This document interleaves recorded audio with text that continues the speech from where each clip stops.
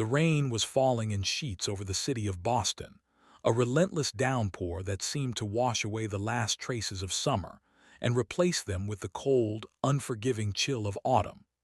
I was standing in the grand foyer of my parents' estate, my hands trembling, my heart pounding, trying to summon the courage to walk through the doors and face the judgment that awaited me. My name is Amelia Hartford, and I was the heiress to the Hartford fortune, a sprawling empire of real estate, technology, and influence that had been built by my grandfather and expanded by my father. I was also, according to my family, a disappointment.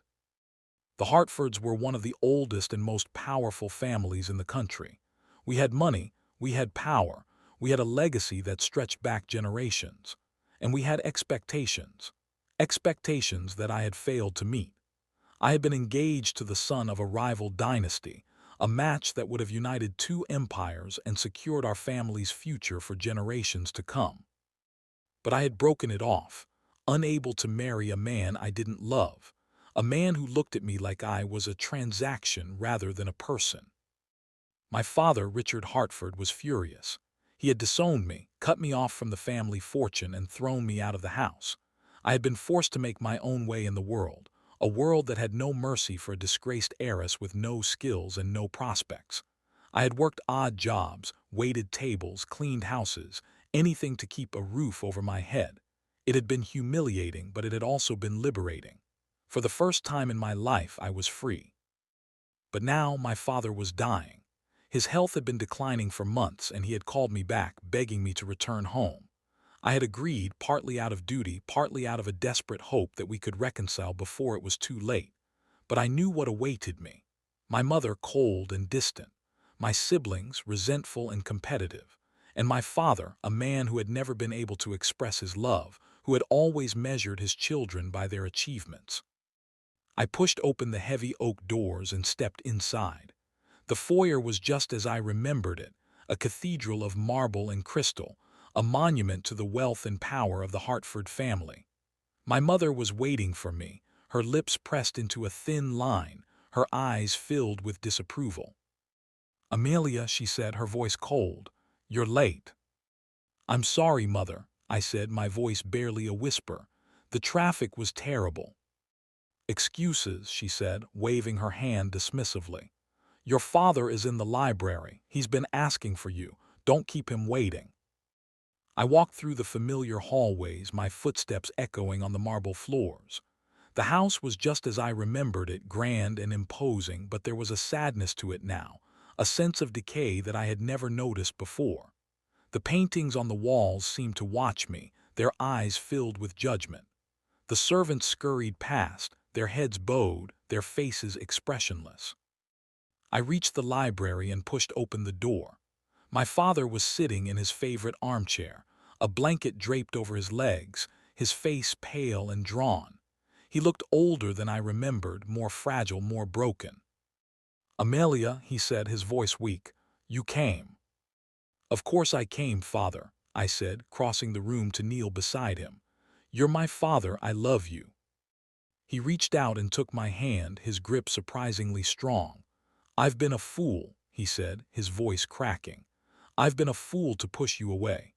I was so obsessed with the family legacy, with the empire, that I forgot what really mattered. I forgot my own daughter." I felt tears prick at the back of my eyes. "It's okay, Father," I said. "I forgive you. I've always forgiven you." He looked at me, his eyes filled with a mixture of regret and hope. "There's something I need to tell you," he said, his voice barely a whisper. "Something I've been keeping from you, something that will change everything." I looked at him, my heart pounding. "What is it, Father?" He took a deep breath, his hands trembling. "The family empire is in trouble," he said. "We're on the verge of bankruptcy. The company has been mismanaged for years. We've been bleeding money, and I don't know how to stop it." I stared at him, my mind reeling. "Bankruptcy," I repeated. "But the Hartfords have always been one of the wealthiest families in the country. How is this possible?" "It's my fault," he said, his voice thick with shame. "I trusted the wrong people. I made bad investments. I let my pride get in the way. and now the empire my father built is crumbling around us. I felt a wave of shock wash over me.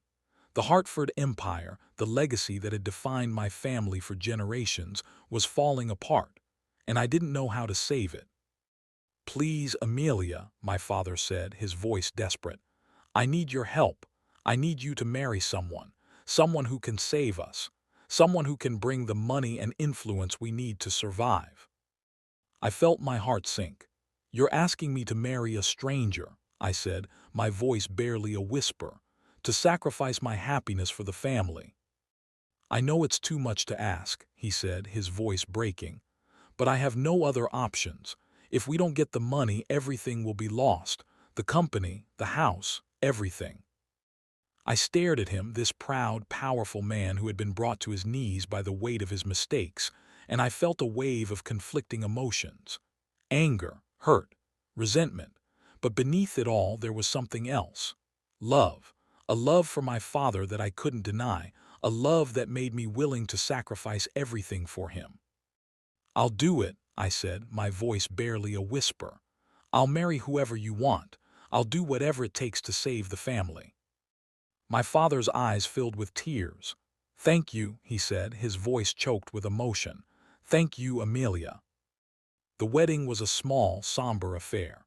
There were no flowers, no music, no celebration, just a few witnesses and a justice of the peace. My groom was a stranger, a man named Jack Thompson.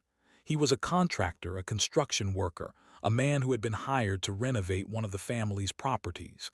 He had no money, no connections, no status. He was, by all accounts, a nobody. But he was also, according to my father, the only man willing to save us. Jack had come into a small inheritance, a modest sum that my father had convinced him to invest in the family business in exchange for my hand in marriage. It was a transaction, a deal, a desperate move to buy us time. Jack was not what I had expected.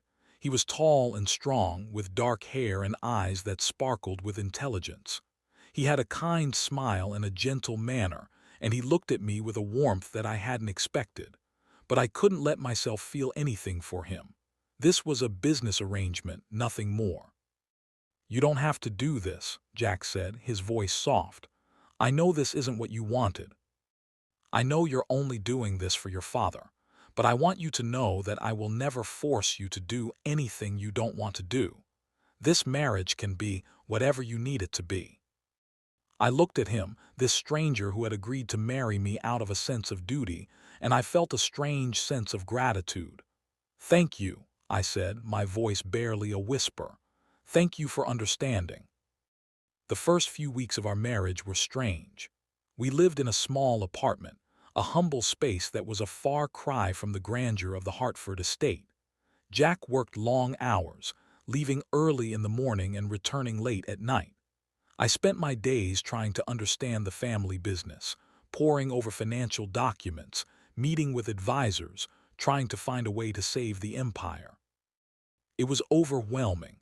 The company was in worse shape than I had imagined. The debts were staggering, the assets were overvalued, and the morale was at an all-time low. I felt like I was drowning, like I was trying to bail out a sinking ship with a thimble. But Jack was there. He was always there, a quiet, steady presence that I had come to rely on. He would listen to my frustrations, offer a kind word, make me a cup of tea. He never complained about his long hours, never asked for anything in return. He was simply there, a rock in the midst of the storm. And slowly I started to see him differently. He was not the nobody I had imagined. He was smart, capable, and resourceful. He had a deep understanding of the construction industry, a knowledge that I had never expected. And he had a passion for his work that was inspiring. One evening, as we sat in the small living room, I asked him about his past. "You're not just a contractor, are you?" I said, my voice soft. "There's something more to you. I can see it." He looked at me, his eyes filled with a mixture of surprise and hesitation. "What makes you say that?" he asked. "Because you're too smart to be just a contractor," I said. "You understand things that most people don't. You have a depth to you that I can't explain." He smiled, a sad, wistful smile. "You're right," he said, his voice soft. "I'm not just a contractor. I used to be an engineer, a very good engineer. I worked for a top firm designing skyscrapers and bridges. But then I lost everything. My wife died and I fell apart. I lost my job, my savings, my way. I started working in construction just to survive, and I never found my way back." I felt a pang of sympathy. I knew what it was like to lose everything. I knew what it was like to be broken by the world. "I'm sorry," I said, my voice soft.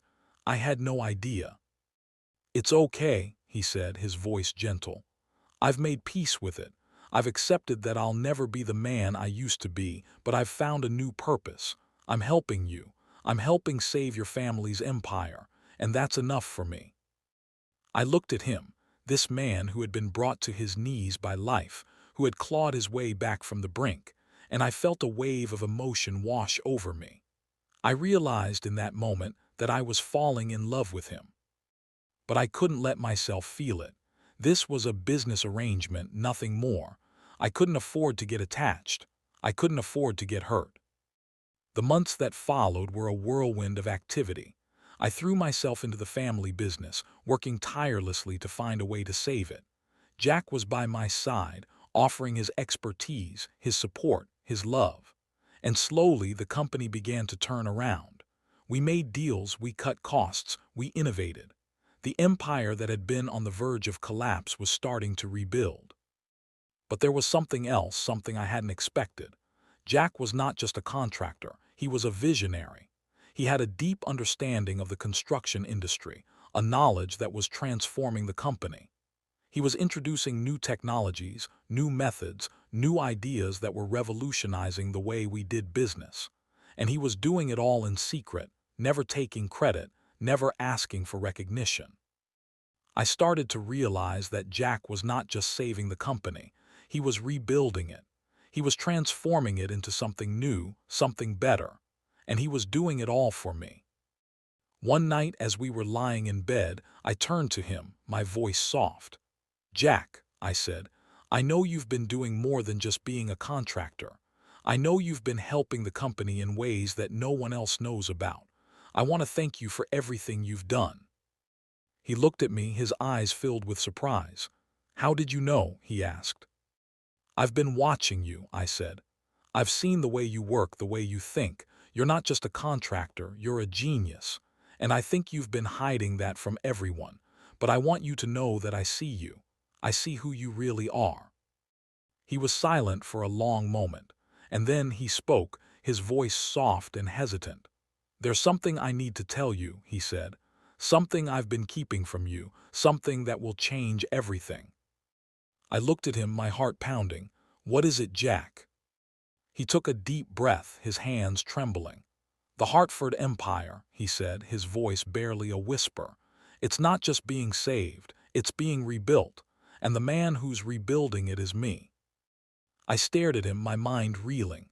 "What are you talking about?" I asked, my voice barely a whisper. He looked at me, his eyes filled with a mixture of guilt and hope. "I'm not just a contractor," he said. "I'm the man who used to work for the Hartford Company. I was the engineer who designed half of the buildings your family built. I was the man who made the company successful. And then I was fired. I was fired because I stood up to your father. I told him the company was being mismanaged, that it was on the verge of collapse, and he fired me." I felt the blood drain from my face. "You were fired by my father," I said, my voice barely a whisper, "and now you're saving the company." "I didn't come back for revenge," Jack said, his voice desperate. "I came back because I saw an opportunity to make things right. I saw an opportunity to rebuild something that had been destroyed, and I saw an opportunity to help you." I stared at him, my mind racing. "You're the man who used to run this company," I said. "You're the man who made it successful, and you've been hiding that from me all this time." "I didn't want you to see me differently," he said, his voice breaking. "I didn't want you to think I was just using you. I didn't want to lose you." I felt a wave of conflicting emotions, anger, hurt, confusion, but beneath it all there was something else, understanding. "I'm not angry," I said, my voice soft. I'm not angry at all. I'm grateful. I'm grateful that you came back. I'm grateful that you're saving my family. And I'm grateful that you're in my life." He looked at me, his eyes filled with tears. "You're not upset?" he asked. "You're not angry?" "I'm hurt that you kept this from me." I said, "But I understand why you did it, and I forgive you. I forgive you for everything." He broke down, sobbing into my chest. "I'm so sorry," he said, his voice choked. "I'm so sorry for everything. I promise I will spend the rest of my life making it up to you." The years that followed were a journey of healing and rebuilding. Jack and I worked together to save the family empire, and we succeeded. The company was restored to its former glory, and then some. Jack's vision and expertise transformed it into a powerhouse, a leader in the construction industry. And our love grew stronger. We built a life together, a beautiful, chaotic life filled with love and laughter. We had children, a son and a daughter, who grew up knowing the power of love and the importance of family. My father, Richard, was able to see the empire restored before he died. He passed away peacefully, surrounded by his family, his regrets finally laid to rest. "Thank you, Jack," he whispered on his deathbed. "Thank you for saving my family. Thank you for loving my daughter." And then he was gone.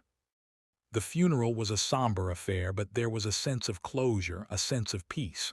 We had come full circle. The empire was saved, the family was healed, and love had conquered all. One day, years later, I found myself sitting in the garden, watching the sunset, Jack by my side.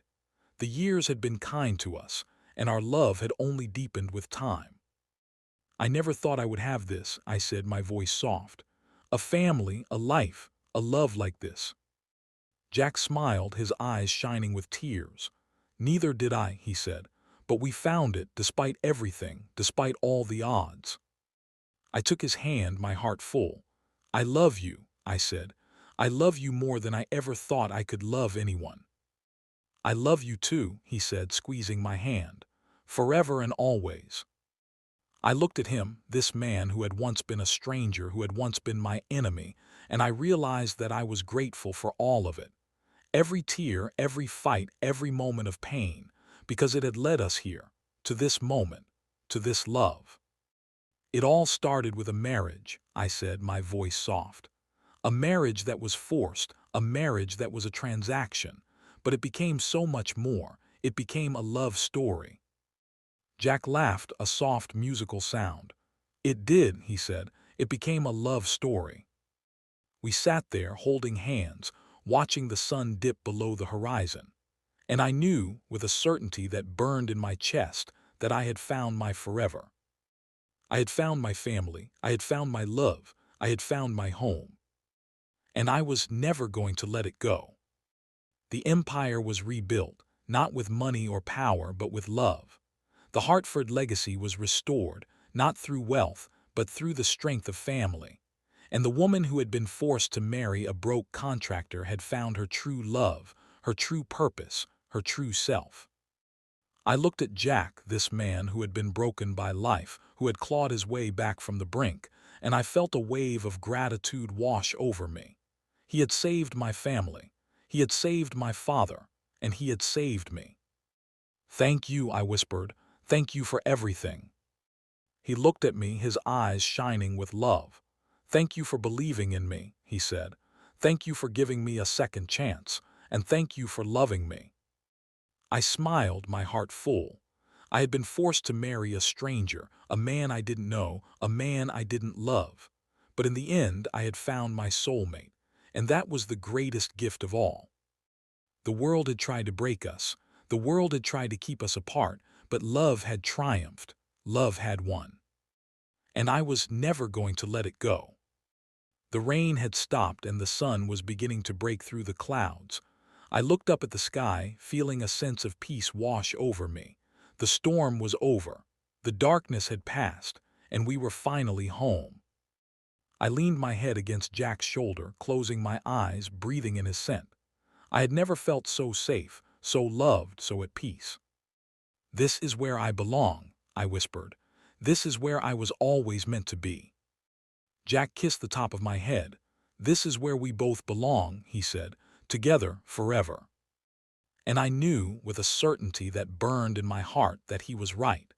We were exactly where we were supposed to be. We had found each other, and we were never going to let each other go. The Hartford Empire had been rebuilt, but it was no longer about money or power. It was about love. It was about family. It was about the unbreakable bond between two people who had been brought together by fate and had chosen to stay together by choice.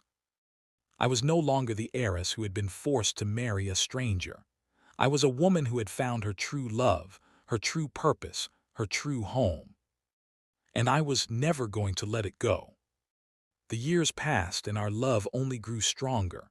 We watched our children grow, watched them fall in love, watched them build their own families. We grew old together, our hands intertwined, our hearts beating as one. And when the end finally came, we were ready. We had lived a full life, a life filled with love and joy and purpose. We had no regrets. "Thank you," I whispered, my voice weak. "Thank you for everything." Jack smiled, his eyes shining with tears. "Thank you for loving me," he said. "Thank you for being my everything." And then we were gone. But our love lived on, a legacy that would never die. Because love, true love, never really ends.